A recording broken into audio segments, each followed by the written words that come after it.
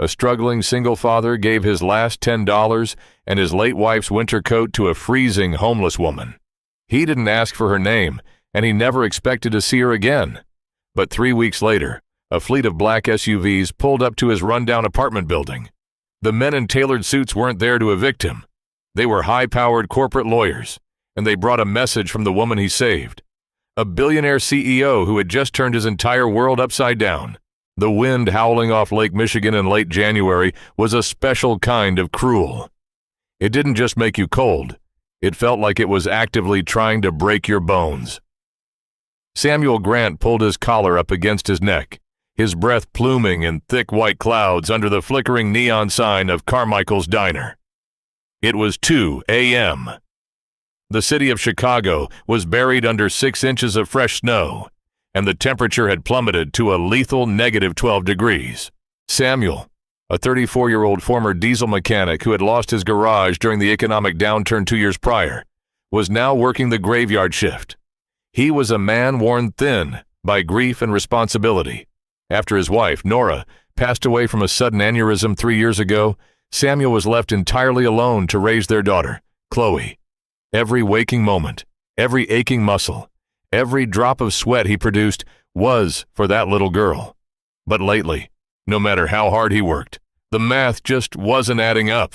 Carrying a heavy, leaking trash bag out to the alley dumpster, Samuel gritted his teeth against the biting wind. He tossed the bag into the metal bin, the loud crash echoing in the empty, ice-slicked alleyway. As he turned to rush back into the warm embrace of the diner's kitchen, a sudden movement in the shadows caught his eye. Huddled behind a stack of frozen, broken wooden pallets was a figure. Samuel paused, his boots crunching in the snow. "Hey!" he called out, his voice cautious. "You can't sleep out here, man. You won't wake up." The figure didn't respond, only pulling a thin, filthy blanket tighter around themselves. Samuel took a step closer, the dim yellow light from the back alley bulb revealing a woman. She was shivering so violently that her teeth were audibly chattering. Her clothes were a mismatched, tattered mess of damp cotton and ripped polyester, completely inadequate for the brutal Midwestern winter. Her face was smudged with soot and dirt, her hair a tangled, matted mess hiding her features. But what struck Samuel were her eyes when she finally looked up. They were piercingly sharp, an icy, intelligent blue, though currently clouded with exhaustion and terror. "Please," she whispered, her voice barely a rasp. "Just let me rest." "If you rest here, you're going to freeze to death," Samuel said softly. He looked back at the diner's rear door. His manager, a hard-nosed man named Boyle, had strict rules about vagrants. But Samuel thought of Chloe. He thought of his late wife, Nora, and the relentless compassion she had always shown the world. "Come on," Samuel said, reaching out a thick, calloused hand. "Get up. I'm taking you inside." The woman flinched, shrinking back as if expecting a blow. The reaction broke Samuel's heart. "I'm not going to hurt you. I promise. I just want to get you warm." It took an agonizing minute, but she finally accepted his hand. Her fingers were like ice, stiff and trembling. Samuel led her through the back door, past the glaring eyes of the dishwasher, and into the quiet front of the diner. It was empty, save for a sleeping truck driver in a corner booth. Samuel sat her down in booth 4, right next to the roaring radiator. "Stay here. Soak up the heat," he instructed. Samuel went behind the counter and poured a massive mug of black coffee, stirring in 3 packets of sugar. He then went into the kitchen and ignored Boyle's scowling face. He grabbed a fresh plate, piled it high with hot meatloaf, steaming mashed potatoes, and drowned it all in thick brown gravy. He paid for it out of his own pocket, $10, exactly what he had set aside for his bus fare for the week. He would have to walk the 3 miles home in the snow. But looking at the starving woman, he didn't care. He placed the food in front of her. For a moment, she just stared at it, as if it were a mirage. Then, she began to eat. She didn't eat like a feral animal, which surprised Samuel. Despite her ravenous hunger, she held her fork properly, chewing carefully, taking sips of the hot coffee in a measured, almost refined manner. "I'm Samuel," he said, wiping down the counter nearby to give her privacy while she ate. She paused, wiping her mouth with a paper napkin. "Madeline," she said. Her voice was steadying, losing its rasp. "Well, Madeline, you take your time. You can stay in this booth until my shift ends at 6 a.m. For the next 4 hours, Samuel worked, occasionally refilling her coffee. They didn't speak much. Madeline mostly stared out the frosted window at the falling snow, lost in deep, heavy thoughts. When 6 a.m. rolled around, the morning manager arrived, and Samuel's shift was over. He walked over to booth 4. "I have to head out," he said gently. "The morning crew won't let you stay much longer, I'm afraid." Madeline stood up. She looked marginally better, the color having returned to her pale cheeks. "You gave me your food," she said, her blue eyes locking onto his. "Why?" Samuel shrugged, a tired, honest gesture. "Because you were hungry, and it's cold." He looked at her thin, ripped jacket. Outside, the blizzard was only getting worse. Without overthinking it, Samuel opened his locker in the back. Hanging there was a heavy, dark green wool coat. It had been Nora's. Samuel kept it in his locker because the scent of her perfume still lingered faintly on the collar, bringing him comfort during the long, lonely nights. It was his most prized possession. He brought it out and held it toward Madeleine. "Take this." Madeleine's eyes widened, a flash of genuine shock breaking through her guarded expression. I can't take your coat." "It belonged to my wife," Samuel said, his voice thickening with emotion. "She passed a few years ago. She would be furious with me if I let you walk out into a blizzard without it. Please, take it." Madeleine reached out, her fingers brushing the thick, high-quality wool. She slipped it on. It swallowed her small frame, but the warmth was immediate. She looked at Samuel, and for a fleeting second, the broken, homeless facade dropped, and he saw an impossibly strong, commanding presence beneath it. "I will never forget this, Samuel Grant," she said, reading his full name off his diner name tag. Before he could say another word, she turned and walked out into the swirling white storm, the heavy green coat shielding her from the biting wind. Samuel watched her disappear into the snow, feeling a strange sense of finality.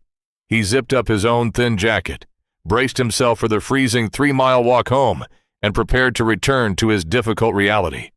The next 3 weeks of Samuel's life felt like a slow, suffocating descent into absolute darkness. The morning after he fed Madeline, Samuel arrived at his small 2-room apartment in the South Side to find Chloe coughing violently. It wasn't her usual asthma wheeze. It was a deep, rattling cough that shook her tiny 7-year-old body.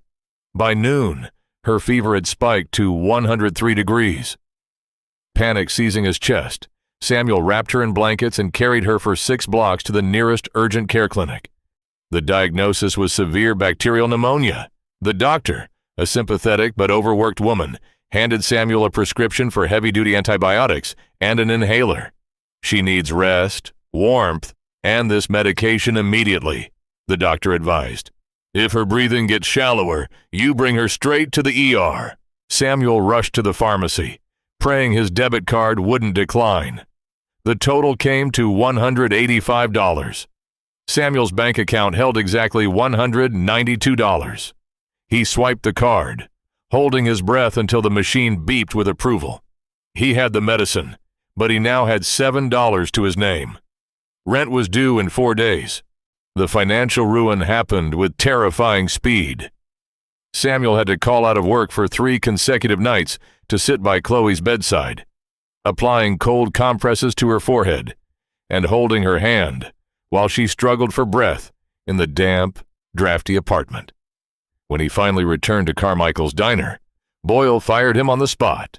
"I run a business, Grant, not a charity for single dads," Boyle had sneered, tossing Samuel his final, meager paycheck. "I need reliability." Samuel walked home in a daze, the neon lights of the city blurring through the tears of frustration stinging his eyes. He had lost his job, his daughter was sick, and the wolf wasn't just at the door. It had broken it down. On the 5th of the month, the inevitable happened. Samuel's landlord, Mr. Henderson, a ruthless, impatient man who managed 50 slum properties in the city, banged his heavy fist against Samuel's peeling front door. "Grant, open up!" Henderson shouted. Samuel opened the door just a crack, keeping his voice low so as not to wake Chloe, who was finally sleeping soundly. "Mr. Henderson, please, I just need a week. I'm interviewing at a garage on 4th Street tomorrow. I'll have an advance." "I don't care about your sob stories, Grant," Henderson snapped, shoving a piece of thick yellow paper into Samuel's chest. "You're 5 days late. This is a 7-day notice to quit. You have exactly 1 week to pay the $1,200 you owe me, or the sheriff comes and drags you and your kid out by your collars. Read it. 7 days. Henderson stomped down the hallway, leaving Samuel holding the eviction notice with trembling hands. The next 6 days were a blur of desperate humiliation. Samuel sold everything of value he owned. He sold his professional mechanic's tools to a pawn shop for a quarter of what they were worth. He sold his television. He sold the gold chain Nora had given him on their wedding day, crying silently as the pawnbroker weighed it on a cold metal scale. But even after stripping his life down to the bone, he only managed to scrape together $700. It wasn't enough. Every night he sat by Chloe's bed in the dark. He hadn't paid the electricity bill, and the power had been cut. They were surviving on canned soup heated over a small camping stove. Chloe's health was improving, the antibiotics doing their job, but the environment was killing her recovery. The apartment was freezing. On the evening of the 6th day, Samuel hit his breaking point. He sat on the edge of the mattress, burying his face in his rough, calloused hands. The heavy silence of the dark apartment was crushing. He looked at the framed photograph of Nora sitting on the nightstand, illuminated only by the street lamp outside the window. "I'm sorry, Nora," he whispered, his voice cracking, tears finally spilling over and tracking down his hollow cheeks. "I failed. I tried so hard, but I failed her. I don't know what to do anymore." He had exhausted every option. The homeless shelters in the city were overflowing. There was a 3-week wait list just for a cot in a gymnasium. Tomorrow morning, the sheriff would arrive. He and Chloe would be out on the street in the freezing Chicago winter. Samuel wondered if he would end up huddled behind a dumpster, just like the woman he had helped weeks ago. He found a bitter irony in the thought. He gave away his wife's coat to save a stranger, and now his own daughter was going to freeze. With a heavy heart, Samuel began to pack.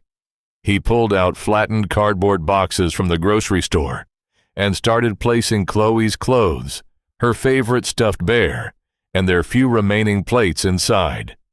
He worked methodically, numbing his mind to the reality of what this packing meant. He didn't sleep that night. He just sat in the dark, watching the snow fall outside, waiting for the morning light and the dreaded knock of the authorities. Morning broke over Chicago with a harsh, glaring light. The clock on Samuel's battery-powered radio read 8:30 a.m. He had dressed Chloe in 3 layers of clothing, a thick beanie, and her winter boots. She sat on a sealed cardboard box, swinging her legs, blissfully unaware of the gravity of the situation. "Are we going on an adventure, Daddy?"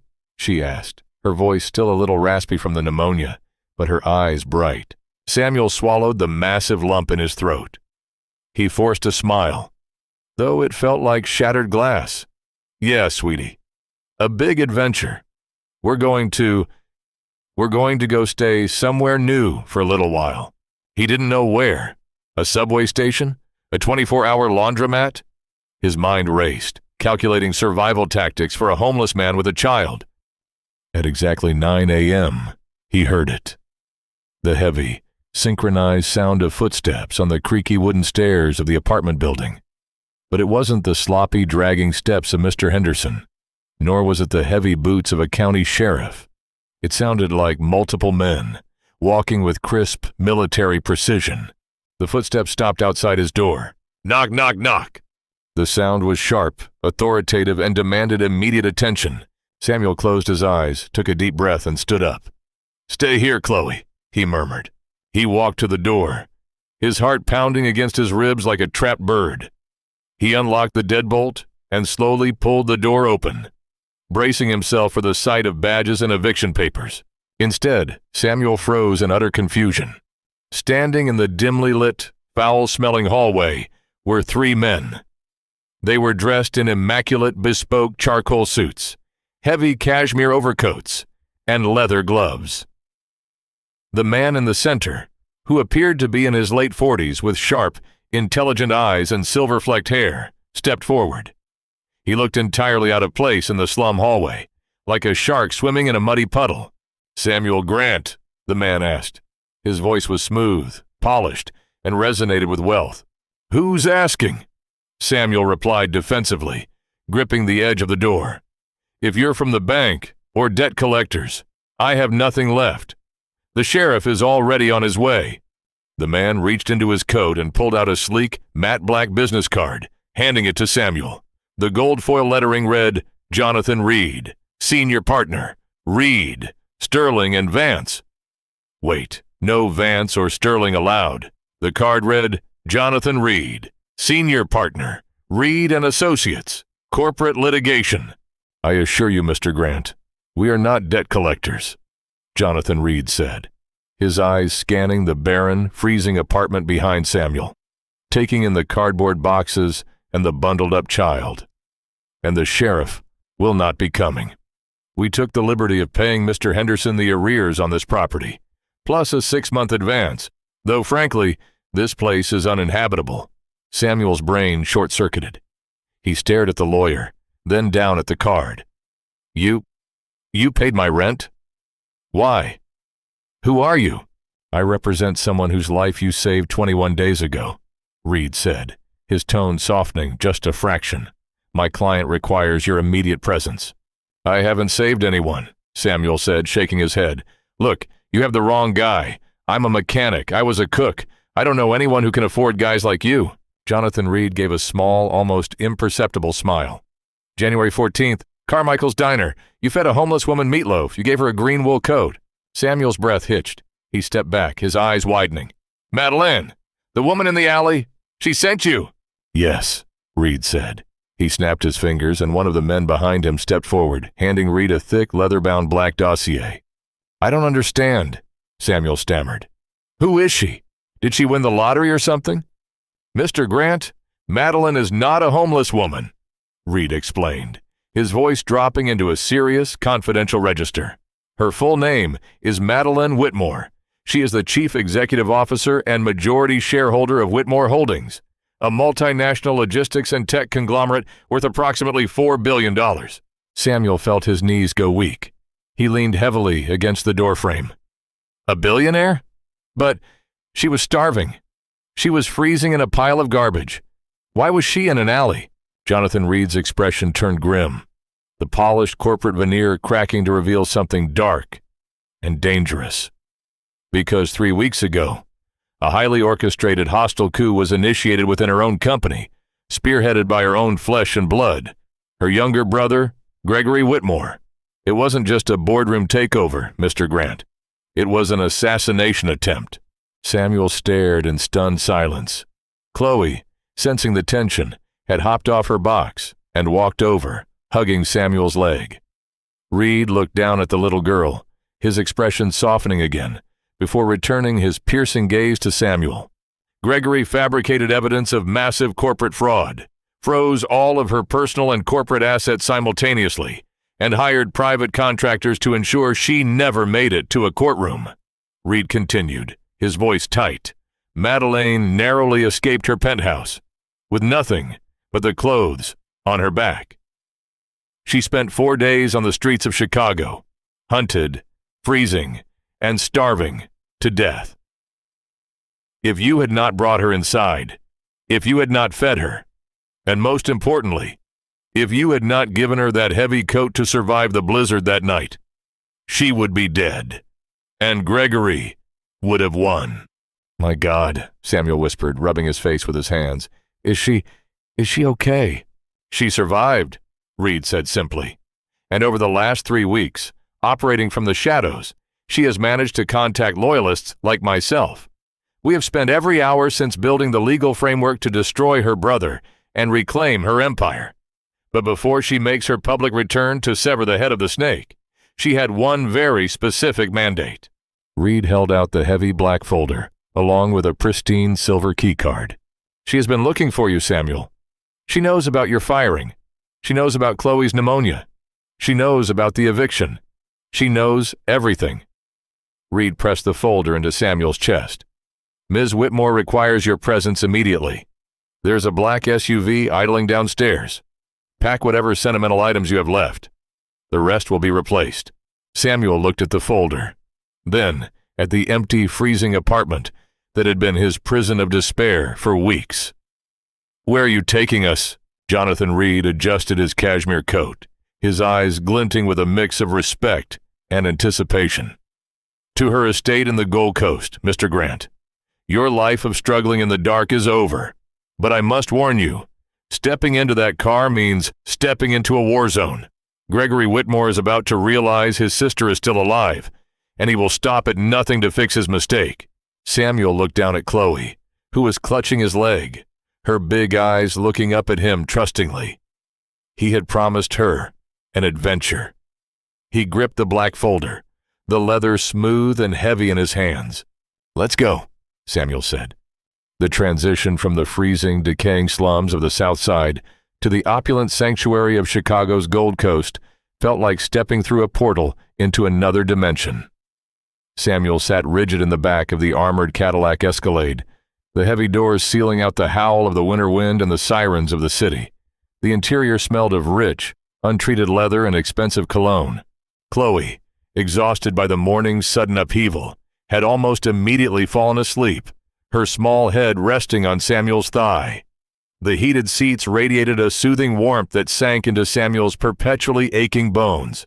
He looked out the tinted bullet-resistant glass as the bleak urban decay gave way to towering skyscrapers, and eventually the sprawling, historic mansions bordering Lake Michigan. Jonathan Reed sat in the front passenger seat, silently scrolling through a tablet. Two men in tactical black suits occupied the driver's and rear-facing jump seats. The air was thick with unspoken tension. Mr. Reed, Samuel finally broke the silence, his voice low so as not to wake his daughter. If Gregory Whitmore is as powerful as you say, and he's willing to kill his own sister, aren't we sitting ducks in a convoy like this? Reed glanced back, a look of mild surprise crossing his sharp features. A fair question, Mr. Grant. The vehicles are registered to a shell corporation 3 layers deep, completely unconnected to Whitmore Holdings. Furthermore, Gregory believes Madeline perished in the blizzard 3 weeks ago. He is currently focused on consolidating his power, not hunting ghosts. Ghosts, Samuel repeated softly. Is that what we are? For now, Reed replied, his eyes returning to the screen. But ghosts can be very dangerous to the living. The convoy turned off the main avenue, approaching a set of towering wrought iron gates set into a 12-foot-high stone wall. The gates didn't swing open. They slid back smoothly on hidden tracks, revealing an estate that looked less like a home and more like a modern fortress. The architecture was stark, brutalist concrete mixed with expansive walls of reinforced glass, perched dangerously close to the icy edge of the lake. As the SUV pulled into the subterranean garage, Samuel counted no less than 6 armed men patrolling the perimeter. They weren't wearing standard security uniforms. They wore subdued tactical gear, their eyes constantly scanning the tree line and the water. Samuel carried the sleeping Chloe inside, stepping from the cold garage into a cavernous, hyper-modern foyer. The floor was heated slate, and a massive, roaring fireplace dominated the central living space. Samuel. The voice came from the top of the glass staircase. Samuel looked up and his breath hitched. The woman descending the stairs bore absolutely zero resemblance to the freezing, broken vagrant he had pulled from the alley behind Carmichael's diner. Madeline Whitmore was a vision of terrifying, flawless authority. She wore a tailored, charcoal gray suit that screamed bespoke luxury, her blonde hair pulled back into a severe, elegant chignon. The soot and dirt were gone, revealing skin as pale and smooth as porcelain. But the eyes, those piercing, icy blue eyes, were exactly the same. However, it wasn't her transformation that made Samuel's chest tighten. It was what she held in her arms. Draped carefully over her forearm was Nora's heavy dark green wool coat. Madeline reached the ground floor and stopped a few feet from him. Her gaze dropped to the sleeping child in his arms, her expression instantly softening. "Is she all right?" she asked, her voice losing its commanding edge.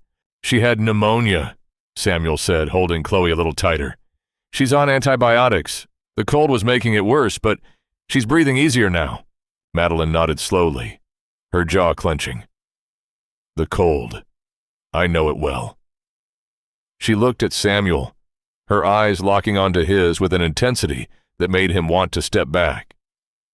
"Samuel Grant, you gave a ghost your last $10 and the most precious thing you owned.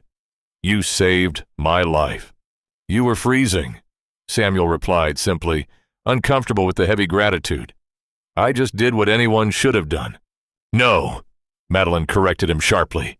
"You did what no one else did. Hundreds of people walked past me. They looked right through me. But you didn't. And because of that, I am still breathing. I promised I would never forget it. And I am a woman who keeps her promises." She gestured to a silver-haired man in a crisp uniform standing near the kitchen. "This is Thomas, my head of staff. He will take you to your quarters. There is a pediatrician arriving in 20 minutes to examine your daughter. I've had a wardrobe prepared for both of you. Eat, rest, and let Thomas take care of everything. When you are ready, come to the West Wing. We have much to discuss." "Ms. Whitmore," Samuel started, feeling entirely out of his depth. "I don't need charity. I just need a job. If you could just point me toward a garage—" "Samuel," Madeline interrupted gently but firmly. "The man who threw me to the wolves is currently dismantling my father's legacy. We are going to war. But before I burn Gregory to the ground, I am making sure the one person who showed me humanity is shielded from the blast radius. You are safe here. We will discuss your future later. Go be with your daughter." As Thomas led Samuel away, Samuel looked back. Madeline was carefully hanging Nora's green coat on a standalone mahogany rack in the center of the foyer, treating the worn garment with the reverence of a holy relic. For 3 days, Samuel lived in a state of surreal suspension. The guest suite he and Chloe occupied was larger than any apartment Samuel had ever rented. The bed linens felt like spun silk, and the private kitchen was stocked with more food than the diner had in its entire walk-in freezer. The pediatrician had arrived, examined Chloe, prescribed a new regimen of high-end medications, and declared she would make a full recovery. For the first time in years, Samuel saw the color return to his daughter's cheeks. She spent her days watching giant flat-screen televisions and being spoiled by Chef Thomas, who whipped up elaborate sugar-dusted pastries specifically to hear her giggle. But Samuel couldn't relax. The tension in the estate was palpable. The west wing of the mansion had been converted into a command center. Dozens of monitors lined the walls, tracking stock fluctuations, news feeds, and security camera footage. Jonathan Reed and a team of high-powered corporate lawyers and security specialists moved frantically through the halls. On the fourth afternoon, Samuel felt useless. His hands, calloused and stained with years of motor oil, felt too clean. He wandered down to the subterranean garage to escape the suffocating luxury of the main house. The garage housed Madeline's fleet, 3 armored Escalades, a sleek Mercedes sedan, and an array of communication equipment. Harrison, the imposing chief of security, was pacing near the vehicles, barking into a headset. "I don't care what the perimeter sensors say. Sweep the sector again. Gregory's lead fixer is Arthur Cole. Cole doesn't leave loose ends, and the fact that we haven't seen a whisper of him in a week makes me nervous." Harrison ripped the headset off, sighing heavily. Samuel stood near the lead Escalade, the same one that had picked him up. Out of habit, his eyes scanned the vehicle. As a mechanic, he didn't see a luxury car. He saw a machine, a puzzle of moving parts. He noticed a microscopic trail of dried, muddy slush behind the rear driver's side tire, near the exhaust manifold.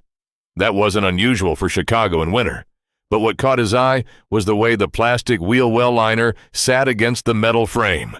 It was off by perhaps 1/8 of an inch. A tiny silver glint of a newly threaded screw peeked out from the dark plastic. Samuel frowned. He walked over, dropping to one knee. "Hey, pal, back away from the vehicles," Harrison snapped, stepping toward him. "This isn't a museum." Samuel ignored him, lying flat on his back on the cold concrete. He slid under the rear bumper, pulling a small penlight from his pocket. He shone the beam up into the dark cavity behind the taillight assembly. There, Zip-tied to the wiring harness of the brake lights was a small, black rectangular box. It had 2 wires, clumsily spliced directly into the car's power feed. "You guys sweep these cars for bugs?" Samuel called out, his voice echoing under the chassis. Harrison scoffed. "Every 12 hours. Top-of-the-line frequency scanners. Military grade. We're dark." Samuel slid out from under the car, dusting off his jeans. He looked at Harrison. "Your scanners look for active radio frequencies, right?" "Obviously," Harrison said, narrowing his eyes. "Well, whoever wired that box up there isn't broadcasting a signal right now," Samuel said, pointing to the wheel well. "They spliced it into the brake light circuit. The tracker only powers on and sends a burst transmission when the driver hits the brakes. When the car is parked and off, it's a dead piece of plastic. Your scanners would never pick it up unless someone was sitting in the driver's seat riding the brake pedal while you swept it." Harrison's face drained of color. He immediately dropped to the floor, shoving a flashlight up into the cavity. He let out a vicious string of curses. 10 minutes later, Madeline and Jonathan Reed were in the garage. Harrison had carefully extracted the device. "It's an analog burst transmitter," Harrison explained, his voice tight with embarrassment and anger. "Old school, cartel tactics. They must have slapped it on when Mr. Reed's driver stopped for gas 3 days ago before picking up Mr. Grant. They've been tracking our movements every time this vehicle hits a stoplight." "Does Gregory know where we are?" Madeline asked, her voice dangerously calm. "The transmitter's range is short, meant for tailing, not satellite tracking," Harrison replied. "But if Cole's men have receivers positioned around the city, they know the general grid. They know we're in the Gold Coast." Madeline turned to Samuel. She looked at his grease-stained hands. "You found this." "I know cars," Samuel shrugged, feeling the weight of the room's attention. "Your tech guys look for digital ghosts. I look for stripped screws and bad wiring." Jonathan Reed pushed his glasses up his nose. "Ms. Whitmore, if Arthur Cole is closing in on this grid, our timeline is compromised. We planned to wait until the quarterly review next Friday to file the injunctions. We can't wait. We have to strike now, before Cole narrows down the location and raids this compound." Madeline's eyes hardened into chips of blue ice. "Gregory is holding an emergency proxy vote tomorrow morning at Whitmore Tower to officially declare me deceased in absentia and liquidate the European shipping divisions. He thinks he's crossing the finish line." She turned to Harrison. "Can we get into the tower tomorrow?" Harrison shook his head grimly. "Impossible. Cole runs the building's security now. He has biometric scanners at the lobby doors, facial recognition in the elevators, and armed contractors in the lobby. If we roll up in these vehicles, they'll lock down the building and shoot us in the street before you get within 50 feet of the boardroom." Silence fell over the garage. The millions of dollars of security and legal power seemed suddenly useless against the brute force of a fortified skyscraper. Samuel looked at the crushed tracking device on the table, then up at the massive blueprint of Whitmore Tower displayed on one of Reed's tablets. He cleared his throat. "When I owned my garage, we had a commercial contract with an HVAC company," Samuel said slowly, stepping forward. "We serviced their heavy-duty utility vans. One of the buildings they regularly serviced was Whitmore Tower." Madeline looked at him, her interest piqued. "Go on." "The lobby is a fortress, sure," Samuel said, tracing a finger over the digital blueprint. "But commercial skyscrapers rely on a subterranean loading dock for trash removal, catering deliveries, and heavy maintenance. It's located in the sub-basement, accessible via an alley on 5th Street. Security down there is lax. It's just union workers and delivery drivers. More importantly, there's a heavy freight service elevator that bypasses the lobby entirely and runs straight up to the mechanical floors near the penthouse." Harrison crossed his arms. "Cole isn't stupid. He'll have guards at the loading dock, too. Guards who are looking for a fleet of black SUVs or a tactical team," Samuel countered. "They aren't looking for a beat-up white utility van. If we get a van, put on coveralls, and dummy up a work order for a ruptured boiler on the 50th floor, I can drive you right past the gate." Jonathan Reed looked at Samuel as if seeing him for the first time. "It's a Trojan horse." "It's insane," Harrison argued. "Putting the CEO in a maintenance van? If the biometric scanners on the freight elevator don't recognize her?" "I know how to hotwire a commercial Otis freight elevator," Samuel interrupted, a confident edge creeping into his voice. "Mechanically, It's just relays and override switches. I can get us to the top floor." Madeline stared at Samuel for a long, calculating moment. She saw the quiet competence in his eyes, the blue-collar pragmatism that had just saved them from an ambush. "Do it," Madeline ordered, turning to Reed. "Procure a van tonight. Forged work orders, uniforms." "Madeline, you cannot be serious," Reed protested. The risk is that my brother tears apart my company tomorrow morning," she snapped, her authority absolute. "Samuel is right. They are looking for a billionaire's return. We will give them a blue-collar entrance." She looked back at Samuel. "Are you willing to drive?" Samuel thought of Chloe, sleeping safely upstairs. He thought of the eviction notice, the freezing apartment, and the sneer on his old boss's face. He was done being a victim. "I'll drive," Samuel said. The morning of the proxy vote, a bitter, icy rain lashed against the windshield of the rusted white Ford Econoline van. Samuel gripped the steering wheel, his knuckles white. He wore a stained blue canvas coverall with the name Frank stitched over the breast pocket. Beside him in the passenger seat sat Harrison, dressed similarly, a heavy wrench resting suspiciously across his lap to conceal the suppressed tactical pistol strapped to his thigh. In the windowless, rattling back of the van sat Jonathan Reed, clutching a briefcase packed with explosive legal injunctions, and Madeline Whitmore. Madeline was dressed not in a CEO's power suit, but in a baggy mechanic's uniform, a baseball cap pulled low over her eyes. Over the uniform, however, she wore Nora's green wool coat. She refused to leave it behind. "Approaching the alley," Samuel murmured, turning the heavy wheel. The van groaned as it turned onto 5th Street, creeping toward the massive steel roll-up door of the Whitmore Tower loading dock. As predicted, 2 armed men in dark suits, Arthur Cole's contractors, were standing just inside the concrete overhang, holding assault rifles at the low ready. They held up a hand, signaling the van to stop. Samuel rolled down his window, letting the freezing rain blow in. He chewed aggressively on a toothpick, adopting the exhausted, irritated persona of a man who had been working for 12 hours. "Engine off! Step out!" one of the guards barked, shining a high-powered flashlight into Samuel's eyes. "Buddy, it's freezing out here, and I got a ruptured steam valve on floor 54, Samuel grumbled, waving a clipboard with a forged work order out the window. "If I don't get down there in 10 minutes, your entire executive floor is going to smell like boiled sewage. You want to explain that to the suits upstairs?" The guard snatched the clipboard, his eyes scanning the document. "Nobody called down about a steam valve." "Call building maintenance then," Samuel snapped back, leaning out the window. "Call Jimmy in engineering. Tell him Frank's here. But while you're dialing, the pressure gauge is redlining. Let's go, pal. Clock's ticking." The guard hesitated.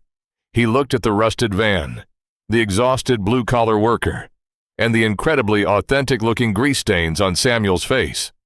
The psychological trick worked. The guard's elite training was designed to spot assassins, not a grumpy plumber. He handed the clipboard back and slapped the door. "Go, Bay 4. Don't linger." Yeah, Samuel muttered, rolling up the window and driving down the steep concrete ramp into the cavernous sub-basement. "Incredible," Harrison whispered from the passenger seat, letting out a breath he had been holding. Samuel navigated the labyrinth of concrete pillars until he found the heavy, yellow-painted doors of the main service elevator. He parked the van, killing the engine. "All right," Samuel said, looking back at Madeline. "Showtime." They exited the van rapidly. The basement was loud, filled with the hum of generators and the clatter of garbage compactors. Samuel jogged to the elevator control panel. It was locked down, a red light glaring above a biometric thumb scanner. "Harrison, watch the ramp," Samuel ordered, falling back into his element. He pulled a multi-tool from his pocket, jammed the flathead screwdriver into the seam of the stainless steel panel, and popped the casing off. Inside was a mess of wires and a digital circuit board. 10 seconds, Samuel," Reed said nervously, adjusting his glasses. "The proxy vote starts in 5 minutes." Samuel ignored the digital components completely. He traced the heavy power cables running to the mechanical relay at the bottom. He clamped his multi-tool onto the primary override wire, bridged it to the ground terminal, and sparked the connection. Clack. The red light turned green. The heavy steel doors groaned and slid open. "After you," Samuel said, wiping sweat from his forehead despite the cold. The elevator ride up was agonizingly slow. The motor ground heavily, pulling them up 55 floors. Madeleine stood perfectly still in the center of the car. She unzipped the mechanic's coveralls, stepping out of them to reveal a flawless, razor-sharp crimson suit beneath. She adjusted her collar, slipping Nora's green coat over her shoulders. She looked like an empress, preparing for an execution. "Samuel," Madeleine said softly, not taking her eyes off the elevator doors. "When these doors open, things will become violent. Stay behind Harrison." "I'm right beside you," Samuel replied, standing his ground. Ding! Floor 55, the executive suite. The doors slid open, revealing a plush, carpeted hallway lined with mahogany panels. Standing directly in front of the elevator were 3 of Arthur Cole's elite guards, instantly alarmed by the unexpected arrival of the freight car. "Hey, you can't be—" One guard started, reaching into his jacket. Harrison moved, with terrifying speed. He stepped out of the elevator, driving the heavy steel wrench straight into the solar plexus of the first guard, simultaneously drawing his suppressed pistol and aiming it directly at the forehead of the second. "Hands away from your jackets," Harrison growled, his voice echoing in the quiet luxury of the hallway. "On the floor, now!" The guards, seeing the cold, lethal intent in Harrison's eyes, slowly raised their hands and sank to their knees. Madeleine stepped out of the elevator, her heels clicking sharply against the hardwood border of the carpet. She didn't even look at the armed men on the floor. She walked with terrifying purpose down the hallway, toward the massive double-oak doors of the central boardroom. Inside, the muffled voice of Gregory Whitmore could be heard echoing through the wood.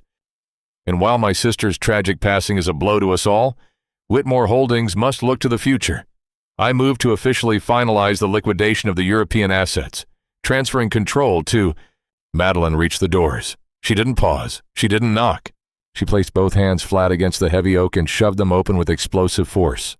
The massive doors slammed against the walls with a sound like a thunderclap. Inside the boardroom, 20 of the most powerful executives and shareholders in the country froze. Sitting at the head of the long mahogany table was Gregory Whitmore, a handsome, slick man in his late 30s, mid-sentence, his pen hovering over a stack of legal documents. Gregory looked up, his face, normally radiating arrogant confidence, instantly drained of all blood. He looked as if he were staring at a phantom. The pen slipped from his fingers, clattering loudly against the silent table. "Hello, Gregory," Madeleine said, her voice dripping with venom, filling the dead silence of the room. "I believe there has been a slight miscalculation regarding my funeral arrangements." The silence in the executive boardroom of Whitmore Tower was absolute, heavy, and suffocating. It was the kind of silence that precedes a catastrophic explosion. 20 of Chicago's most ruthless corporate titans sat completely paralyzed, their eyes darting between the ghost standing in the doorway and the man sitting at the head of the mahogany table. Gregory Whitmore's face transformed from a mask of pristine arrogance to a canvas of sheer, unadulterated terror. He swallowed hard, his Adam's apple bobbing against his silk tie. "Madeleine!" Gregory choked out, his voice cracking like a terrified child. We thought you were—" "Dead? Frozen in a gutter? Disposed of like yesterday's trash?" Madeleine stepped fully into the room, the heavy green wool coat draped over her shoulders like a queen's mantle. She didn't raise her voice. She didn't need to. Her quiet wrath commanded all the oxygen in the room. "I'm afraid your contractors were as incompetent as your quarterly projections, Gregory." Robert Lawson, a senior board member with a thick shock of white hair and billions tied up in the company's European logistics, stood up so fast his leather chair crashed backward to the floor. "Madeleine, good God, the police told us your penthouse was breached by a home invasion, that you were missing and presumed deceased." "The police were fed a narrative crafted by my brother," Madeleine said, her icy blue eyes locking onto Robert. "A narrative bought and paid for by liquidating the very assets you are sitting here, preparing to sign away. Gregory didn't just stage a coup, gentlemen. He orchestrated a murder." Chaos erupted. Several board members began shouting at once. Gregory slammed his fists onto the table, panic making him reckless. "She's lying!" Gregory screamed, a vein bulging in his forehead. "She's having a psychotic break! Look at her! She's dressed like a vagrant! Security! Get security in here immediately! Arthur!" Jonathan Reed stepped out from behind Madeleine, calmly opening his sleek black briefcase and dumping a mountain of files onto the polished mahogany. "That won't be necessary, Gregory," Reed stated, his voice carrying the lethal precision of a seasoned litigator. "I have here sworn affidavits, offshore bank transfers linking your personal accounts to the mercenary outfit that raided Ms. Whitmore's home, and the GPS tracking data of the assassins. Furthermore, I hold a federal injunction halting this proxy vote, signed by a district judge 20 minutes ago. The FBI is currently raiding your penthouse across town." Gregory's eyes darted wildly around the room, realizing the walls were closing in. The board members were physically backing away from him, repulsed and terrified of the legal fallout. Suddenly, the private executive door at the rear of the boardroom burst open. Arthur Cole, Gregory's head fixer, stepped through. He was a massive, scarred man in a tailored suit, but the professional veneer was gone. He held a matte black Glock 19, his eyes scanning the room, instantly assessing that the coup had failed. His gaze locked onto Madeleine. If he was going down, he was going to finish the job he was paid for. "Madeleine, get down!" Harrison roared from the doorway, drawing his weapon. But Cole was faster. He raised the pistol, aiming directly at Madeleine's chest. Before Cole could pull the trigger, Samuel moved. He hadn't stood idle by the doors. His eyes had been scanning the room with the same hyper-vigilant intuition that had spotted the car tracker. When the rear door clicked, Samuel was already sprinting. Samuel hit Cole like a freight train just as the gun discharged. The bullet shattered the massive floor-to-ceiling window behind Madeleine, raining tempered glass down onto the streets 55 floors below. The two men crashed into a heavy mahogany credenza, shattering crystal decanters and scattering files. Cole was a trained killer, lethal and precise, but Samuel was a diesel mechanic who had spent 15 years wrestling 600-pound engine blocks and surviving the brutal streets of the South Side. Adrenaline and raw, protective fury flooded Samuel's veins. Cole viciously elbowed Samuel in the ribs, a sickening crack echoing over the screams of the board members. Samuel grunted, tasting copper, but he refused to let go. He grabbed Cole by the lapels of his suit and drove him backward into the wall. Cole raised the gun again, pointing it at Samuel's face. Without hesitation, Samuel brought his heavy, steel-toed work boot down directly onto Cole's knee. The joint snapped with a wet crunch. Cole roared in agony, his aim faltering. Samuel capitalized instantly, swinging his grease-stained fist in a brutal looping arc, his knuckles connected with Cole's jaw with the force of a sledgehammer. Cole's eyes rolled back, and he collapsed to the carpet, the Glock skittering away across the floor. Samuel stood over the unconscious mercenary, panting heavily, wiping a streak of blood from his split lip. He looked up. The entire boardroom was staring at him in stunned, horrified silence. Harrison stepped forward, kicking the weapon away and zip-tying Cole's wrists. Madeleine hadn't flinched. She hadn't even ducked. She stood perfectly still, looking at Samuel with a profound, unreadable expression. Then the wail of sirens pierced the tension. Through the shattered window, the flashing red and blue lights of 24 Chicago PD cruisers could be seen swarming the plaza below. Gregory Whitmore collapsed into his leather chair, burying his face in his hands, sobbing uncontrollably as the reality of his total destruction washed over him. Madeleine turned to the terrified board of directors. She smoothed the lapels of the green wool coat. "Gentlemen," she said, her voice echoing in the ruined room, "the proxy vote is canceled. Whitmore Holdings is officially back under my control. I suggest you all remain in your seats. The authorities will have many questions for you." She walked over to Samuel, pulling a pristine silk handkerchief from her pocket and gently offering it to him. "Are you all right, Samuel?" she asked quietly. Samuel dabbed his bleeding lip, looking at the crying billionaire in the chair and the unconscious assassin on the floor.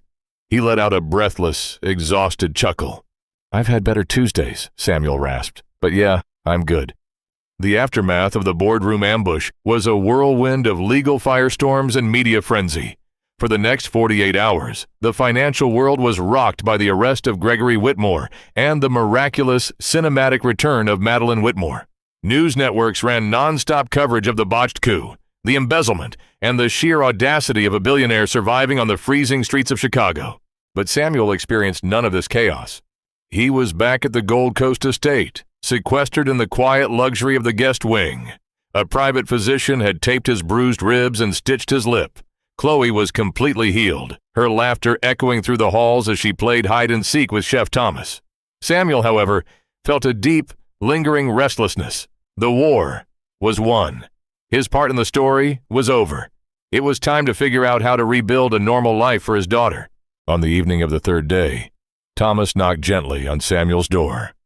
"Mr. Grant, Miss Whitmore requests your presence in her study." Samuel followed the head of staff through the sprawling mansion. The study was a breathtaking room lined with floor-to-ceiling bookshelves and overlooking the dark, rolling waves of Lake Michigan. Madeline was sitting behind a massive oak desk, lit by the warm glow of a brass lamp. She looked exhausted, the adrenaline of the takeover having finally faded, but there was a deep sense of peace in her eyes. "Sit, Samuel," she said, gesturing to a leather armchair opposite her. Samuel sat cautiously, wincing slightly as his ribs flared. "Congratulations, Ms. Whitmore. I saw the news. Your brother is being held without bail. He will spend the rest of his life in federal prison," Madeline said coldly. "But that is not why I asked you here tonight." She picked up a thick manila folder from her desk. "Over the last few days, while my legal team dismantled Gregory's network, I had my private investigators look into you. I hope you don't mind." Samuel shifted uncomfortably. "There's not much to find. I fixed trucks. My wife died. I lost my business. End of story." "But it isn't the end of the story," Madeline said, opening the folder. "And it isn't the whole truth. Tell me, Samuel, 2 years ago, when you lost your garage on 12th Avenue, what exactly happened?" Samuel frowned, the painful memories surfacing. "The neighborhood went through a massive rent hike. Some corporate developer bought the entire block. They tripled my lease overnight. I couldn't afford it, so they seized the property and forced me into bankruptcy." "Why?" Madeline turned a document around and slid it across the desk. "Look at the name of the developer." Samuel leaned forward. At the top of the legal deed, printed in bold black ink, was the name Oakhaven Developments. "I remember them," Samuel muttered. "Faceless suits. They tore down my garage and built a massive automated shipping depot." "Oakhaven Developments is a shell company, Samuel," Madeline said softly. "It was wholly owned and operated by Gregory Whitmore. He was secretly acquiring land on the south side to build a shadow logistics network, siphoning Whitmore funds to do it. The man who drove you into bankruptcy, who forced you into that diner, who ultimately caused your eviction, was my brother." Samuel stared at the paper, his heart pounding in his chest. The universe felt suddenly, terrifyingly small. The cruel twists of fate that had broken his life apart hadn't been random bad luck. They were the collateral damage of billionaire greed. "My God," Samuel whispered, "he took everything from me." "He did," Madeline agreed, her voice laced with profound sorrow. "And because he broke you, you ended up in that alley, on the exact night he tried to break me. The irony is almost cruel. Gregory created the very man who would ultimately save my life and destroy his empire." She closed the folder and rested her hands on top of it. "I cannot give you back the years you suffered, Samuel. I cannot bring back your wife," Madeline continued, her eyes locking onto his with fierce determination. "But I can balance the scales." She opened a drawer and pulled out a heavy, leather-bound portfolio, placing it on the desk next to a set of silver keys. "What is this?" Samuel asked. "This is the deed to a brand-new 50,000-square-foot commercial automotive and logistics facility on the west side," Madeline said. "Fully equipped with state-of-the-art machinery, 6 commercial bays, and a full staff currently awaiting management. It is entirely paid off, and it is in your name." Samuel's jaw dropped.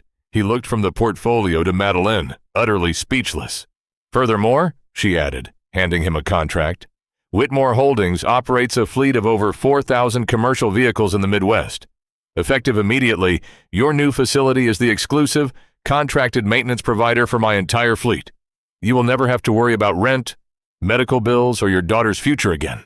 Samuel's hands trembled as he touched the leather portfolio.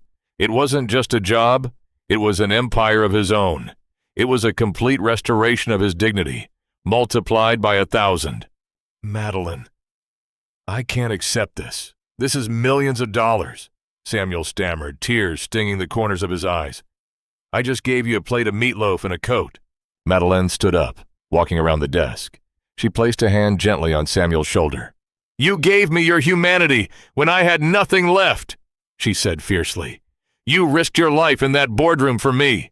You are a good man, Samuel Grant, and in my world, good men are the rarest commodity of all. Take it. Rebuild your life. Give Chloe the world she deserves." Samuel looked down at the keys. The crushing, suffocating weight that he had carried on his chest for 3 years, the fear of failing his daughter, the shame of poverty, finally shattered. He buried his face in his hands, weeping openly, the tears of a man who had finally found the shore after drowning for years. 6 months later, the brutal Chicago winter had long since surrendered to a bright, vibrant summer. The sun beat down over the freshly paved asphalt of Grant and Daughter Automotive, a massive, gleaming facility that buzzed with the sound of pneumatic drills and roaring diesel engines. Samuel stood on the catwalk of his glass-enclosed office, overlooking the shop floor. He wore a clean, customized mechanic's shirt, his name embroidered over the pocket. The dark circles under his eyes were gone, replaced by the quiet confidence of a man who was exactly where he was supposed to be. His business was thriving. He employed 40 mechanics, offered them top-tier wages and health care, and ran the shop with the same blue-collar integrity he had always valued. Down below, Chloe was sitting at the receptionist's desk, drawing in a sketchbook. She was the picture of health, her cheeks rosy, wearing a private school uniform. She had just finished her first week at the most prestigious elementary school in Chicago, her tuition paid in full through a trust fund established by Aunt Madeline. A sleek, black Mercedes sedan pulled into the main bay. The shop floor briefly quieted as the mechanics turned to look. Madeline Whitmore stepped out of the car. She was dressed impeccably in a white summer suit, radiating power and grace. But as she saw Samuel descending the metal stairs, a warm, genuine smile broke across her face. "Samuel!" she greeted him, accepting his firm handshake before pulling him into a brief, friendly hug. "Ms. Whitmore, good to see you," Samuel smiled. "To what do I owe the pleasure? Your fleet managers usually handle the drop-offs." "I was in the neighborhood inspecting the new shipping hub," Madeline said, looking around the pristine facility. "And I wanted to see how the boss was holding up. The place looks incredible." "It runs like a dream," Samuel admitted, looking over the shop floor with pride. "Thanks to you." "Thanks to your hard work," she corrected him. Chloe spotted Madeleine and ran over, throwing her arms around the billionaire's waist. "Aunt Madeleine, look what I drew!" Madeline knelt, uncaring about her pristine white suit touching the garage floor, and inspected the drawing. It was a picture of a giant green coat with a superhero cape attached to it. Madeline's eyes softened, and she tapped Chloe on the nose. "It's beautiful, sweetheart. A true masterpiece." She stood back up, looking at Samuel. The bond between them was undeniable, forged in the freezing dark of an alley, and hardened in the fire of a hostile takeover. They came from entirely different universes, yet they were forever tethered by a profound mutual respect. "There's something I wanted to show you," Madeline said, her tone turning slightly more solemn. "Come to the car." Samuel followed her to the rear of the Mercedes. Madeline popped the trunk. Resting inside a sealed, museum-quality glass display case, was Nora's heavy, dark green wool coat. It had been professionally cleaned and preserved. Mounted on a small brass plaque at the bottom of the case were the words, "True wealth is what we give when we have nothing left. In honor of Nora Grant." Samuel stared at the case, his breath catching in his throat. He reached out, his fingers tracing the glass over the coat. He could almost feel Nora's presence, not as a source of grief anymore, but as a beacon of immense pride. "I keep it in my office at the tower," Madeleine said softly, standing beside him. "Right behind my desk. Every morning, before I make a single decision regarding the thousands of lives under my employ, I look at that coat. It reminds me of the cold. It reminds me of what real strength looks like. I just wanted you to know that her legacy is safe." Samuel wiped a single stray tear from his cheek. He looked at Madeleine, seeing not the billionaire CEO, but the survivor he had pulled from the snow. "Thank you, Madeline," he whispered, "for everything." "No, Samuel," she smiled, closing the trunk. "Thank you." As Madeline drove away, disappearing into the bustling Chicago traffic, Samuel walked back into his shop. He picked up his daughter, spinning her around as she giggled loudly, the sound echoing perfectly over the hum of the engines. He had lost everything to a winter storm, but out of the freezing dark, he had built an empire of light. Samuel's story proves that the universe has a mysterious way of balancing the scales. A $10 plate of food and an old winter coat didn't just save a billionaire's life. It dismantled a criminal empire, exposed a devastating betrayal, and completely rewrote the destiny of a struggling father and his little girl. True kindness is never wasted, even when given to those who seem entirely broken. If you love this dramatic, real-life tale of redemption, loyalty, and ultimate justice, please smash that like button, share this video, and subscribe to our channel for more incredible stories that prove heroes don't always wear capes. Sometimes they wear mechanics' coveralls.